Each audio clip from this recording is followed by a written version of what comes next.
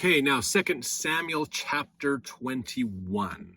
So in this one, we've got another problem happening, that there's a famine that comes on the people.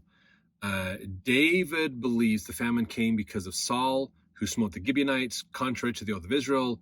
David delivers up 7 sons of Saul to be hanged by the Gibeonites. Israel and the Philistines continue their wars.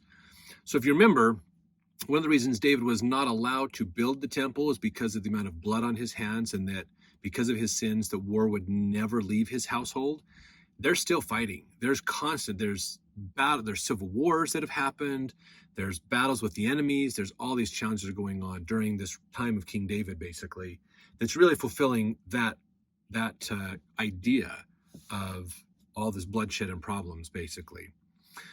So verse 1, then there was a famine in the days of David 3 years, year after year, and David inquired of the Lord, and the Lord answered, it is for Saul, for his bloody house, because he slew the Gibeonites. So David is praying and asking God, why do we have this famine? And God is telling him, this is payment back for what Saul did to the Gibeonites back in the beginning, towards the beginning of 1 Samuel. So that's what's happening here, basically, in this situation. Verse 2, and the king called the Gibeonites and said unto them, now the Gibeonites were not of the children of Israel, but of the remnant of the Amorites, and the children of Israel had sworn unto them, and Saul sought to slay them in his zeal to the children of Israel and Judah. So verse 2 gives us a little bit of a background in there, that the Gibeonites were not descendants of Israel. They are from the Amorites, and the Amorites were going to be destroyed, but Joshua, way back in those days, but just right at the end of Moses, as Joshua's in, Joshua made a deal with them saying, okay, you be our servants, we will leave you alone. And then later Saul decides, I'm going to not honor that promise, but wipe the Gibeonites out. And so this famine is now caused because of that wickedness that Saul had done. Verse 3, wherefore David said unto the Gibeonites, what shall I do for you? And wherewith shall I make the atonement, that ye may bless the inheritance of the Lord? So he probably calls the Gibeonites in and going, hey guys, I prayed and God said that the reason that this famine is happening is because of what Saul did to you. So we're being punished because of that. What can we do to make amends with this situation and what's going on? Verse 4, and the Gibeonites said unto him, we will have no silver nor gold of Saul, nor of his house, neither for us shalt thou kill any man in Israel. And he said, what ye shall say, that will I do for you. So the Gibeonites said, look, we're not asking for anything that would come from Saul, basically, or his household, not as silver, not as gold, and you don't need to kill people over this, no sacrifices, human sacrifices to the gods or things over this as well. Verse 5, and they answered the king, the man that consumed us and that devised against us that we should be destroyed from remaining in any of the coasts of Israel, let 7 men of his sons be delivered unto us, and we will hang them up unto the Lord in Gibeah of Saul, whom the Lord did choose. And the king said, I will give them. So the king's basically saying, look, you name what you want and we'll make it work. And they says, well, don't do, sacrifices, don't pay us money, don't do these compensation type things. But what we want is 7 men of that household of Saul, the people that fought against us, basically, and we will deal with them. We'll hang them in our land and deal with them the way we see fit. And so David says, yeah, okay, sounds good, let's do that. Not a good choice, because this goes against a lot of the laws of Israel as well. So another bad choice from David. It's crazy how when you start to make a bad choice, other bad choices can result. You got to be careful with that. Verse 7, but the king spared Mephibosheth, the son of Jonathan, the son of Saul, because the Lord's oath that was between David and Jonathan, the son of Saul. So remember, Jonathan loved David and helped David out, and so David returned that honor to Jonathan's son, Mephibosheth, and made a promise to protect Jonathan and his lineage, basically. So this is David still continuing that oath of protecting his lineage. Verse 8, but the king took the 2 sons of Rizpah, the daughter of Aiah, whom she bare unto Saul, Armoni and Mephibosheth, and the 5 sons of Michal, the daughter of Saul, whom she brought up for Adriel, the son of Barzillai, the Meholathite.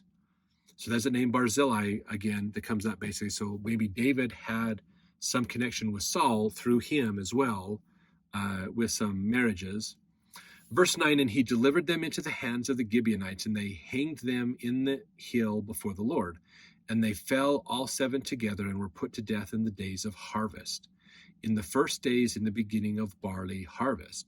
So they believed if we kill these people, that will be the atonement for the sin, and it'll be taken care of, which means if the atonement's paid, the price has been paid, the curse of this famine can be lifted. So they did it right at the beginning of harvest, basically hoping that this would appease God and allow the harvest to happen. Verse 10, and Rizpah, the daughter of Aiah, took sackcloth and spread it for her upon the rock, from the beginning of harvest until water dropped upon them out of heaven, and suffered neither the birds of the air to rest on them by day, nor the beasts of the field by night. So this woman basically covered their bodies so that the birds wouldn't eat them. Because usually when they'd hang the people, they, cut them down and just let them lay there basically. And so she's covering them to keep the animals from eating the bodies and picking them apart and defiling them basically. Verse 11, it was told David what Rizpah, the daughter of Aiah, the concubine of Saul, had done. And David went and took the bones of Saul and the bones of Jonathan his son from the men of Jabesh Gilead, which had stolen them from the street of Bethshan, where the Philistines had hanged them, when the Philistines had slain Saul in Gilboa. Remember when the Philistines were fighting against Saul, Saul realized he had fallen to the ground, he wasn't going to make it, so he killed himself, and so the Philistines found him. Remember, David was off fighting another group at the time. They had, and Jonathan died as well in battle, and apparently the Philistines took their bodies as a victory token. Verse 13, and he brought up from thence the bones of Saul and the bones of Jonathan his son, and they gathered the bones of them that were hanged. So David gathered Jonathan and Saul and all these 7 men that were hanged and brought all these together.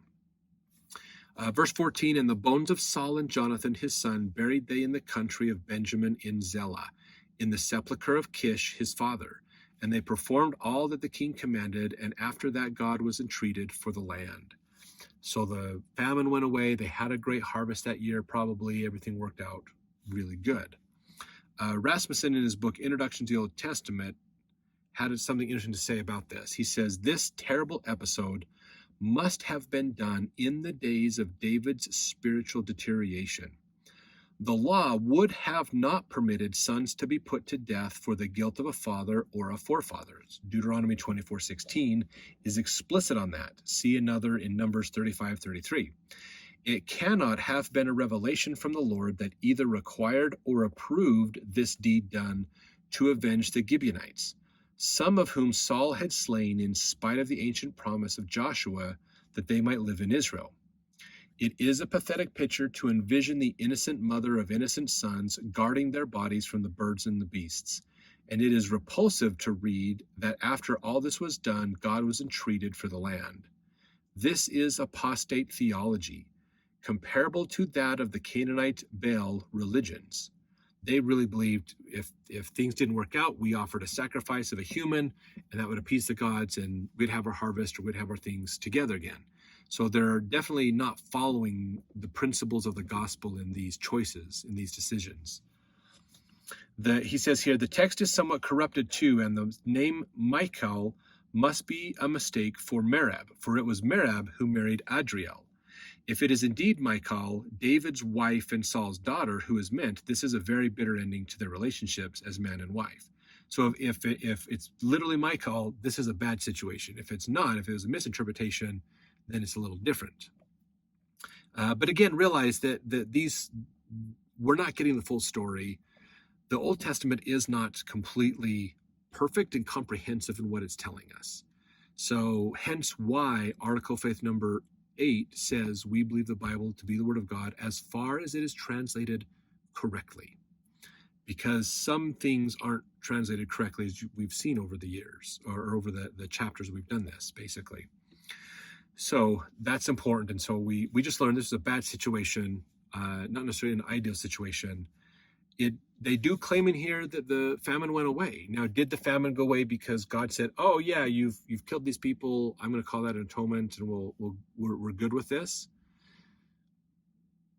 I can't say for sure that that's really what happened. It could be that harvest was good that third year and it worked out great. Maybe they ended up getting more rains. Maybe it worked out. Maybe the weather changed and things just enough to make it work out. So it was a drought for a couple of years and then it pulled back out. We don't know. It could be total coincidence that these things happened together. There might not be any correlation between them. But this is what we're being told. So this is what we have to go on, basically. Now, verse 15, moreover, the Philistines had yet war again with Israel. And David went down and his servants with him and fought against the Philistines, and David waxed faint. So still ongoing conflicts that are kind of on and off with Israel and Philistines and Israel. And David went down and fought this time with them, and he waxed faint. Now, he's getting old. He's probably in his 60s. Now, in our day and age, saying, "Oh, he's in his 60s," well, that doesn't sound too bad. You're feeling your age. You're feeling, you've got some of those challenges and things happening, but you're still doing decent. But you got to realize 60 years old in this time period is like death old. You're like the crypt keeper type old back then. So David is really old compared to how long people lived back then. Verse 16, and Ishbi-Benob, which was of the sons of the giant, the weight of whose spear weighed 300 shekels of brass in weight, he being girded with a new sword, thought to have slain David. Sons of the giant. Could this be a son of Goliath, the giant? Possibly.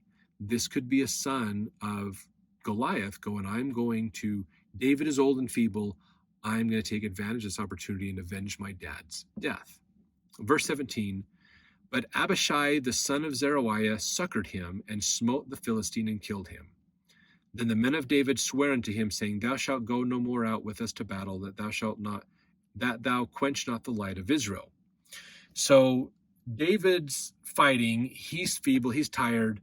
The son of possibly Goliath sees this as an opportunity to get advantage of David, goes to fight him. Abishai, who's one of the priests of Israel, sees this. He comes over to defend David, help David out, and kill the Philistine, gets him out of the way. And then, David and his guards probably helped him, and they probably got him off the battlefield and out of there. And the men of Israel said, hey, look, you don't need to come back to the battle. It's more important, again, this is the second time they've said this basically, it's more important that you, as our leader, we love you as a leader. You're probably one of the better leaders we've had in a long time. As our leader, it's better that you remain alive to guide us rather than die in battle. It's really what's going on here.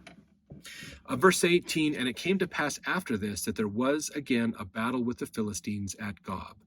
And Shibbekai the Hushathite slew Saph, which was one of the sons of the giant. So another son was in this battle, and he died.